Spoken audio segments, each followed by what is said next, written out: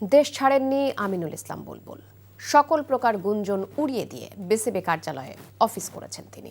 এদিকে বিসিবির সভাপতির নিকট পারিশ্রমিক না পাবার অভিযোগ নিয়ে উপস্থিত হয়েছিলেন ব্রাদার্সের কয়েকজন ক্রিকেটার। তাদের দাবি, দলটির অধিনায়ক মাইশুকুর পারিশ্রমিক দেবার অঙ্গীকার করলেও তা পূরণ করেননি তিনি, যদিও এই অভিযোগ নাকচ করেছেন মাইশুকুর।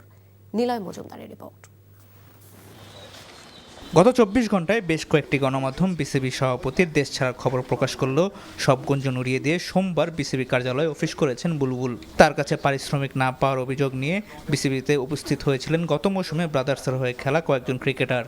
তাদের অভিযোগ, গত মৌসুমে ব্রাদার্সের অধিনায়ক মাইশুকুর রহমান পাওনা পারিশ্রমিক বুঝিয়ে দেওয়ার অঙ্গীকার করলেও এখন তা অস্বীকার করছেন। প্রথম কোনো প্লেয়ারদের কাছ থেকে অঙ্গীকারনামা নিয়ে প্লেয়ারদেরকে খেলানো হয়েছে। উনি যদি as a first class player এত বছর ধরে ক্রিকেট খেলার পরেও একটা টিম করতে এসে ফার্স্ট ক্লাস প্লেয়ারদের থেকে অঙ্গীকারনামা নিয়ে কোনো কন্ট্যাক্ট না করে, প্লেয়ারদের সাথে মৌখিক কন্ট্যাক্ট করে, কিছু প্লেয়ারদের সাথে অফিসিয়াল কন্ট্যাক্ট করে এভাবে করে টিম করে, আমার মনে হয় না, জানা নাই যে বাংলাদেশ ক্রিকেটে এরকম কোনো রাইটস আছে কিনা। টিমের অফিসিয়াল সব কিছু হিসেবে উনি দায়িত্ব যেহেতু নিয়েছেন, তাইলে প্লেয়ারদের সাথে অঙ্গীকারনামা নিয়ে কন্ট্যাক্ট না করে মাঝখানের এই গ্যাপটা রাখার কি মাধ্যম বা ওনার কি ইন্টেনশন ছিল। এদিকে খেলোয়াড়দের পারিশ্রমিক না পাওয়ার অভিযোগটি নাকচ করেছেন মাইশুকুর। তবে এর বিপরীতে আরো ভয়ঙ্কর তথ্য দিয়েছেন দলটির অধিনায়ক। দলটির সাবেক কর্মকর্তা আমিন খান ও কয়েকজন ক্রিকেটারের বিরুদ্ধে ম্যাচ পাতানোর অভিযোগ করেছেন তিনি।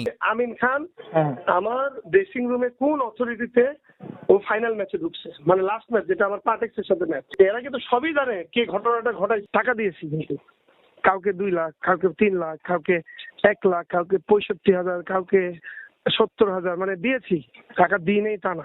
বিপিএল এর পর এবার ঢাকা প্রিমিয়ার লিগেও উঠল ম্যাচ পাতানোর অভিযোগ।